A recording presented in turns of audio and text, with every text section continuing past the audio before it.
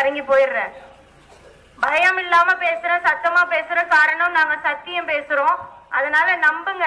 நாங்க வெறும் வாக்குக்காகவோ தேர்தலுக்காகவோ மேடை பேச்சுக்காகவோ பேசல.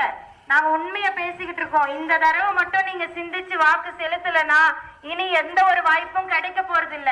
ஏன்னா இப்படிப்பட்ட ஒரு கும்பல் வெயில்ல கத்திக்கிட்டு உங்க நிலவளம், நீர்வளம், கனிம வளம், காட்டு வளம், கடல் வளத்தெல்லாம் பாதுகாக்கிற எங்களுக்கு ஒரு வாய்ப்பு கொடுங்கமான்னு சொல்லி கொண்டு வரக்கூடிய கட்சி வேற எதுவுமே கிடையாது.